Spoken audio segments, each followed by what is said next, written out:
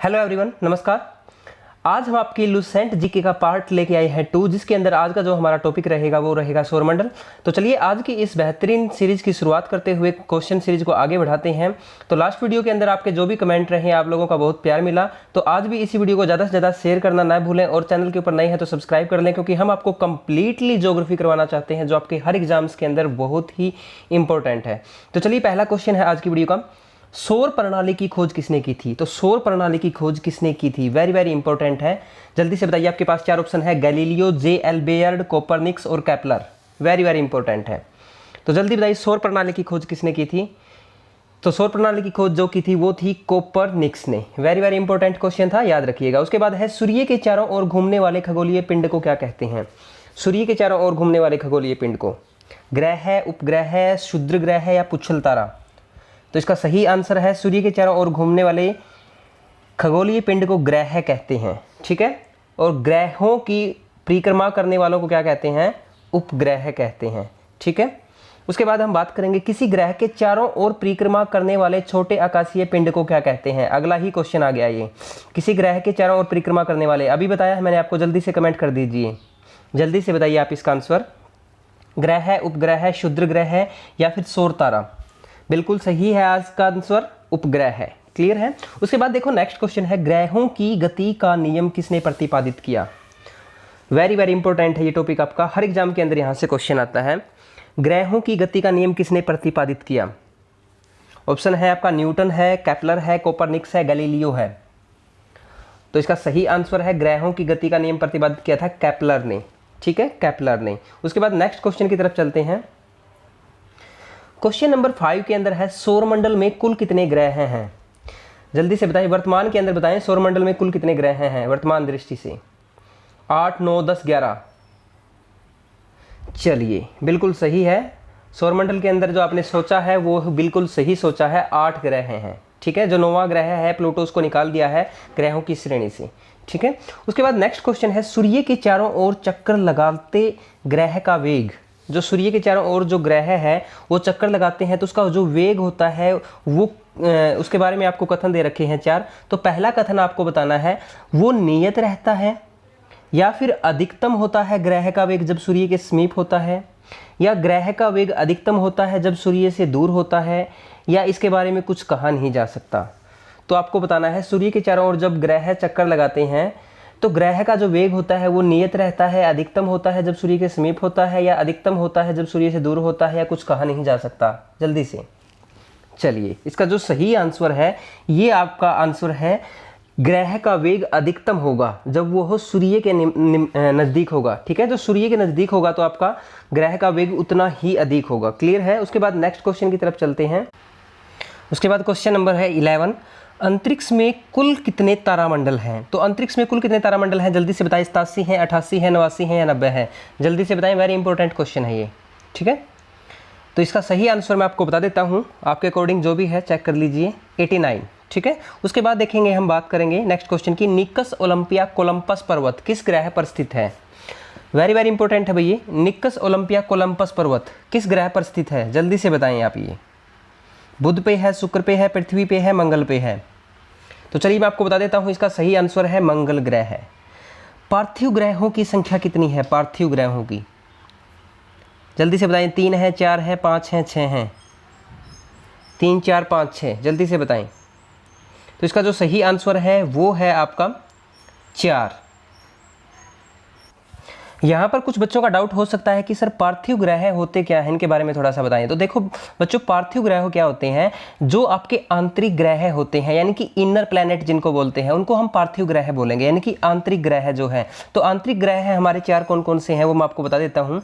एक आपका है बुध है, उसके बाद शुक्र है, बुध है, शुक्र है, और आपका पृथ्वी है और मंगल है। ऊपर वाले चारों ऑप्शन जो दिखाई दे रहे हैं आपको, ये सारे के सारे आपके क्या है? पार्थिव ग्रह हैं या आंतरिक ग्रह हैं। ठीक है, इसके अलावा अगर आपसे पूछा जाए बृहस्पति या बाह्य ग्रह है, उनके बारे में आगे बताऊंगा मैं आपको। वो भी आपके बृहस्पति या बाह्य ग्रह वो भी कितने रह गए हैं? वो भी अभी सिर्फ 4 ही हैं। ठीक है, वो कौन से हैं? बृहस्पति है, शनि है, आपका अरुण है, वरुण है। बृहस्पति, शनि, अरुण, वरुण कौन से हैं? वो बृहस्पति या बाह्य ग्रह है। वेरी इंपॉर्टेंट है भैया, इसलिए डिटेल किया है। आगे देखिए नेक्स्ट क्वेश्चन है, निम्न में से कौन बाह्य ग्रह या बृहस्पति ग्रहों की सदृश ग्रहों की संख्या कितनी है? तो देखो यहाँ पे नाम कितने आगे, बाह्य ग्रह भी कह सकता है उसको, बृहस्पति ग्रह भी कह सकता है, या बृहस्पति सदृश ग्रह भी कह सकता है। क्लियर है? तो ये आउटर ग्रह होते हैं, ठीक है। तो अब ये कितने हैं मैंने बताया आपको, ये भी 4 ही हैं, टोटल 8 है ना, तो 4 ये हो गए आपके और 4 आपके ये हो गए, ठीक है। तो 4 आपके ये हो गए। अब बीच में मैंने क्वेश्चन छोड़ दिया क्या, क्वेश्चन नंबर 14 छोड़ दिया मैंने। अभी देखो क्वेश्चन नंबर 14 की तरफ वापस आते हैं। तो क्वेश्चन नंबर 14 क्या कहता है, निम्न में से कौन सा एक पार्थिव ग्रह नहीं है? अब मैंने बताया आपका बुध, शुक्र, पृथ्वी, मंगल, ये चारों आपके बताए ना पार्थिव ग्रह हैं। अब देखो इनमें से अलग कौन सा है, बुध भी है, शुक्र भी है और मंगल भी है, यानी कि पृथ्वी नहीं है। तो यहाँ पे क्या आ गया, शनि। तो शनि कौन सा ग्रह है? शनि आपका एक बाह्य ग्रह है। बाह्य ग्रह कौन कौन से होते हैं मैंने आपको बताया, बाह्य ग्रह कौन से होंगे। चलो आगे क्वेश्चन आएगा आपका बाह्य ग्रह वाला, वहाँ पे करते हैं। उसके बाद देखो नेक्स्ट क्वेश्चन है क्वेश्चन नंबर 16। क्वेश्चन नंबर 16 में कहा गया है बृहस्पति सदृश ग्रहों में सम्मिलित नहीं है। तो इसके अंदर कौन सम्मिलित नहीं है? तो देखो बृहस्पति होता है, शनि भी होता है, अरुण भी होता है, वरुण भी होता है, ठीक है, और एक बृहस्पति होता है। लेकिन यहाँ पे बृहस्पति की जगह क्या दे रखा है, मंगल दे रखा है। तो मंगल गलत हो जाएगा। तो इसका सही आंसर क्या हो जाएगा, यहाँ पे मंगल हो जाएगा, क्योंकि बृहस्पति ही ग्रहों की में श्रेणी में नहीं आता, मंगल ग्रह है। चलिए आपको सेशन अच्छा लग रहा है तो लाइक कर दीजिए। चलिए आगे चलते हैं क्वेश्चन नंबर 17 की तरफ। क्वेश्चन नंबर 17 है, निम्नलिखित में से किन 2 ग्रहों को छोड़कर शेष सभी ग्रह सूर्य के चारों ओर वामावर्त घूमते हैं? यानी कि सूर्य के चारों ओर अपनी दूसरी दिशा में घूमते हैं, वामावर्त घूमते हैं, ठीक है। तो वो कौन से 2 ग्रह हैं? तो जल्दी से बताइए आप, आपके सामने ऑप्शन है, जल्दी से बता दीजिए भाई, ऐसे कौन से 2 ग्रह हैं? बुध और शुक्र है, अरुण वरुण है, पृथ्वी शुक्र है, या शुक्र और वरुण है, शुक्र और अरुण है? जल्दी से बताएं। तो चलिए मैं आपको बता देता हूँ इसका सही आंसर। जो इसका सही आंसर है वो है शुक्र और अरुण ग्रह है, ठीक है। शुक्र और अरुण ग्रह क्या है, ये आपके 2 ऐसे ग्रह हैं जो सूर्य के चारों ओर वामावर्त घूमते हैं। क्लियर है, याद रह जाएगा। इसके अलावा जितने भी ग्रह हैं वो क्या है, आपके सूर्य के चारों ओर आपके वामावर्त नहीं घूमते, ठीक है। उसके बाद नेक्स्ट क्वेश्चन है, सौरमंडल का जन्मदाता किसे कहा जाता है? सौरमंडल का जन्मदाता किसे कहा जाता है? सूर्य को, पृथ्वी को, बृहस्पति को या शनि को? जल्दी से बताएं। सौरमंडल का जन्मदाता, चलिए इसका सही आंसर जो है वो है सूर्य। सूर्य को कहा जाता है सौरमंडल का जन्मदाता, ठीक है, याद रह जाएगा। इसके अलावा नेक्स्ट क्वेश्चन की अगर बात करें, अभी जैसे कुछ बच्चों का डाउट हो सकता है भाई वामावर्त क्या होता है, ये मैं बता देता हूँ। चलो आपको, जो शुक्र और अरुण ग्रह होते हैं ना, ये आपके घूर्णन की, इनकी दोनों की एक दिशा है, यानी कि शुक्र और अरुण जो घूमते हैं वो पूर्व से लेके पश्चिम घूमते हैं, याद रह जाएगा आपका। यानी कि पूर्व से लेके पश्चिम के अंदर घूमते हैं शुक्र और अरुण। बाकी जो भी बच गए वो कौन सी दिशा में घूमेंगे? जितने भी बाकी बच गए वो सारे के सारे एंटी क्लॉकवाइज घूमेंगे, या फिर आप कह सकते हो एंटी क्लॉकवाइज का मतलब है ऐसे घूमेंगे, वो पश्चिम से पूर्व घूमेंगे, ठीक है। आपका पूर्व इस साइड है, नॉर्थ ईस्ट साइड है, पश्चिम इस साइड है, ऐसे घूमते हैं वो, ठीक है, ऐसे ऐसे। क्लियर है। उसके बाद देखो नेक्स्ट क्वेश्चन, ब्रह्मांड में विस्फोटी तारा कहलाता है। तो ब्रह्मांड के अंदर जो विस्फोटी तारा है वो क्या कहलाता है? जो विस्फोट करने वाला तारा होता है उसको क्या कहते हैं? जल्दी से बता दीजिए। धूमकेतु, उल्का, लुब्धक या अभिनव तारा? तो इसका सही जो आंसर है वो है अभिनव तारा, ठीक है। सही आंसर क्या है? अभिनव तारा। उसके बाद नेक्स्ट क्वेश्चन है, वैज्ञानिक जिन्होंने सर्वप्रथम खोज की कि पृथ्वी सूर्य के चारों ओर घूमती है, कौन थे? न्यूटन थे, डाल्टन थे, कोपरनिक्स थे, आइंस्टीन थे? बहुत इजी क्वेश्चन है, सभी ने बार बार पढ़ा हुआ है, सभी को जवाब आना चाहिए इसका जल्दी से। बिल्कुल सही, कोपरनिक्स, ठीक है। नेक्स्ट क्वेश्चन की तरफ चलते हैं। क्वेश्चन नंबर 21 हमें क्या कहता है, निम्नलिखित में से कौन सा ग्रह नहीं है जिसे प्राचीन भारतीय ग्रह मानते थे? तो कौन सा ग्रह नहीं है? सूर्य, मंगल, शुक्र, शनि? जल्दी से बताइए, 4 ऑप्शन है आपके पास। भाई कौन सा ग्रह नहीं है जिसे प्राचीन भारतीय ग्रह मानते थे? क्या है सही आंसर? चलिए मैं बता देता हूँ, इसका जो सही आंसर है सूर्य। प्राचीन भारतीय लोग क्या करते थे? सूर्य को ग्रह नहीं मानते थे। क्लियर है। उसके बाद है, सूर्य के संगठन में सहायक गैस है। तो सूर्य के संगठन में सहायक गैस कौन सी है? जल्दी से बताएं। ऑक्सीजन और carbon dioxide, helium oxygen, helium nitrogen या हाइड्रोजन और हीलियम? सूर्य के संगठन में सभी को पता है, छोटी क्लास से पढ़ने लगे थे ये क्वेश्चन। तो इसका सही आंसर है हाइड्रोजन और हीलियम। उसके बाद है नेक्स्ट क्वेश्चन, सूर्य के मध्य भाग को क्या कहा जाता है? सूर्य के मध्य भाग को क्या कहा जाता है? समताप मंडल, प्रकाश मंडल, वर्ण मंडल या स्थल मंडल? ये क्वेश्चन वेरी इंपॉर्टेंट है भाई आपका, ठीक है, बहुत बार एग्जाम्स के अंदर बनता है ये। चलिए इसका सही आंसर मैं आपको बता देता हूँ, प्रकाश मंडल। मध्य भाग को क्या बोलते हैं? प्रकाश मंडल। नेक्स्ट क्वेश्चन की तरफ चलते हैं। सूर्य के ऊपर के भाग को क्या कहा जाता है? जो ऊपरी भाग है, ऊपरी भाग, ठीक है, उसको क्या कहा जाता है? अधोमंडल, प्रकाश मंडल, वर्ण मंडल या समताप मंडल? चलिए इसका सही जो आंसर है वो मैं आपको बता देता हूँ, वर्ण मंडल। क्या है? वर्ण मंडल। क्लियर है? उसके बाद देखो नेक्स्ट क्वेश्चन, क्वेश्चन नंबर 25 हमें कहता है सूर्य सदैव पूर्व में निकलता है क्योंकि पृथ्वी पश्चिम से पूर्व की ओर घूमती है, या पृथ्वी पूर्व से पश्चिम की ओर घूमती है, या यह पूर्व में स्थित है, या इनमें से सभी? जल्दी से बताएं। सूर्य सदैव पूर्व से निकलता है, क्यों निकलता है भाई? क्योंकि पृथ्वी जो है पश्चिम से पूर्व घूमती है, या फिर पृथ्वी जो है पूर्व से पश्चिम घूमती है, या पूर्व में स्थित है यह, या फिर ये सभी है? जल्दी से बताएं। चलिए जो पृथ्वी है हमारी, पृथ्वी माता जिसको आप बोलते हैं, वो आपकी पृथ्वी पश्चिम से पूर्व की ओर घूमेगी, यानी कि वो आपकी पश्चिम से पूर्व घूमती है। याद रह जाएगा, पश्चिम ये है और ये पूर्व है इस साइड, यानी कि पश्चिम से पूर्व घूमेगी, ठीक है। इसी वजह से सूर्य सदैव किस में निकलता है? पूर्व में निकलता है। याद रह जाएगा।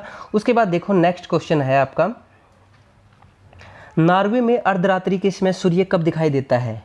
नॉर्वे के अंदर अर्धरात्रि में सूर्य दिखाई देता है, वो कब दिखाई देता है? 21 मार्च को, 23 सितंबर को, 21 जून को या 22 दिसंबर को? इसके साथ मैं आपको 4 क्वेश्चन फ्री में करवाऊंगा, जो जवाब देगा जल्दी से बताओ भाई, जल्दी से बताओ। नॉर्वे में अर्धरात्रि के समय सूर्य कब दिखाई देगा? Very very important. 4 क्वेश्चन और कराऊंगा इसके साथ ही मैं आपको। चलिए देखो कब दिखाई देता है ये? 21 जून को दिखाई देता है। अब 21 जून के बारे में मैं थोड़ी सी खास बात बताता हूँ आपको। खास बात क्या है? 21 जून को सबसे बड़ा दिन है, ठीक है, विश्व के अंदर। अगर हम बात करें उत्तरी गोलार्ध की, ठीक है भाई, उत्तरी गोलार्ध की, तो उत्तरी गोलार्ध का सबसे बड़ा दिन होता है 21 जून, ठीक है। और दक्षिण गोलार्ध का सबसे बड़ा दिन कौन सा होता है? दक्षिण गोलार्ध का सबसे बड़ा दिन होता है आपका 22 दिसंबर, ठीक है। बड़े दिन बताए हैं मैंने दोनों, याद रखना। 21 जून को उत्तरी गोलार्ध में सबसे बड़ा दिन है, तो दक्षिण गोलार्ध में 21 जून को छोटा होगा, इसका अपोजिट होता है। जबकि अगर हम बात करें 22 दिसंबर को दक्षिण गोलार्ध में सबसे बड़ा दिन होगा, तो उत्तरी गोलार्ध के अंदर ये क्या होगा? सबसे छोटा होगा। अब देखो 21 मार्च और 23 सितंबर, ये 2 ऐसे दिन हैं, 21 मार्च और 23 सितंबर, जिसके अंदर क्या होता है, चाहे उत्तरी गोलार्ध हो चाहे दक्षिणी गोलार्ध हो, चाहे उत्तरी गोलार्ध हो चाहे दक्षिणी गोलार्ध हो, दिन रात क्या होंगे? बराबर होंगे। दिन और रात क्या होंगे? बराबर होंगे। याद रह जाएगा। Very good. चलिए आगे देखते हैं। एक ग्रह की अपनी कक्ष में सूर्य से अधिकतम दूरी को क्या कहा जाता है?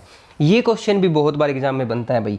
एक ग्रह का सूर्य के साथ बनता है, एक ग्रह का बनता है आपका, जो एक पृथ्वी का बनता है आपका चंद्रमा के साथ। तो याद रखना है आपको, पहले ग्रह वाला करेंगे, यानी कि एक ग्रह की अपनी कक्ष में सूर्य से अधिकतम दूरी, अधिकतम दूरी क्या कहलाएगी? उपसौर या अपसौर, या अपोजी या पेरिजी? तो इसका जो सही आंसर है वो है आपका अपसौर, ठीक है। क्या है? अपसौर, ठीक है। अधिकतम दूरी अपसौर और न्यूनतम दूरी उपसौर। आगे पूछ भी लिया वैसे। एक ग्रह की अपने कक्ष में सूर्य से न्यूनतम दूरी क्या कहलाती है? तो न्यूनतम दूरी तो आपको पता लग ही गया, इंटेलिजेंट हो ही। न्यूनतम उप का मतलब देखो कैसे याद रखोगे? अब अप और उप में कैसे याद रखोगे? देखो अप का मतलब क्या होता है? ऊपर, ठीक है। और उप का मतलब क्या होता है? छोटा होता है। याद रखना, ऐसे याद रख लेना। अप का मतलब तो ऊपर हो गया तो बड़ा हो गया भाई। कोई भी ऊपर है, 2 मान के चलो, 2 व्यक्ति है, एक उससे ऊपर है, एक उससे ऊपर का मतलब बड़ा हो गया। और उप का मतलब क्या होता है? उप कप्तान, उप मुख्यमंत्री, ठीक है। उप आपने सुना होगा ना, उप का मतलब होता है छोटा, यानी कि न्यूनतम दूरी उप और अप अधिकतम। याद रह जाएगा, मेरे ख्याल से अच्छा तरीका है। उसके बाद आगे क्वेश्चन देखते हैं। क्वेश्चन नंबर 29 क्या कहता है? निम्नलिखित में से किनके बीच की औसत दूरी को खगोलीय एकक कहा जाता है? तो किसके बीच की दूरी को खगोलीय एकक कहा जाता है? जल्दी से बताएं। पृथ्वी और सूर्य, बृहस्पति और सूर्य, पृथ्वी और चंद्रमा, प्लूटो और सूर्य। जल्दी से। पृथ्वी सूर्य, बृहस्पति सूर्य, पृथ्वी चंद्रमा, प्लूटो सूर्य। जल्दी से बताएं। तो इसका जो सही आंसर है वो है आपका पृथ्वी और सूर्य के बीच की जो औसत दूरी है उसको कहा जाता है खगोलीय एकक। क्लियर है? क्वेश्चन नंबर 30 की तरफ बढ़ते हैं। देखो क्वेश्चन नंबर 30 हमें क्या कहता है। क्वेश्चन नंबर 30 के अंदर पूछा गया है आपका मध्य रात्रि का सूर्य का क्या अर्थ है। मध्य रात्रि के सूर्य का अर्थ क्या है, क्वेश्चन नंबर 30 बताता है हमें।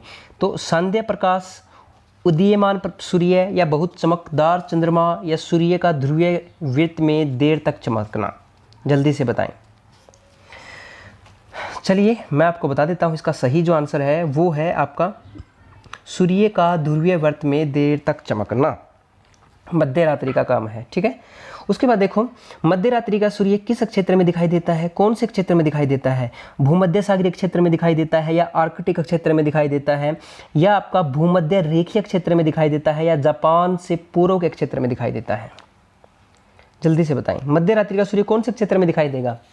तो ये आपको आर्कटिक क्षेत्र में दिखाई देगा। ठीक है, अब देखो भाई इतने क्वेश्चन करवा दिए हैं, सेशन बहुत अच्छा चल रहा है, मैं बहुत मेहनत करता हूँ आप लोगों के लिए, आपको नहीं पता मैं कितने घंटों लगातार लग के इन चीज़ों के लिए मेहनत करके आपको लिए मैटर तैयार करता हूँ। तो प्लीज़ आप एक जल्दी से प्यार भरा लाइक कर दीजिए इन सभी क्वेश्चंस के लिए, और कमेंट कर दीजिए हमें अच्छा वाला, ताकि हम आप लोगों के कमेंट से मोटिवेशन हो और आप लोगों को अच्छी अच्छी वीडियो प्रोवाइड करवाएं, और अच्छी डिटेल के साथ भी प्रोवाइड करवाएं।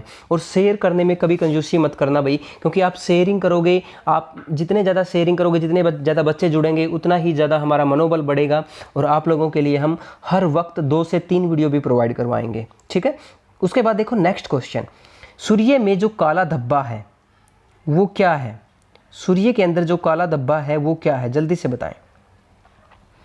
सूर्य में एक बड़ा काला छेद है, या फिर आप कह सकते हो दिन के दौरान धब्बे ऊर्जा के स्रोत है, ऊर्जा का स्रोत है, या धब्बे वे स्थान है जो प्रकाश उत्सर्जित करने में असमर्थ हैं, या इनमें से कोई नहीं है? जल्दी से बताएं।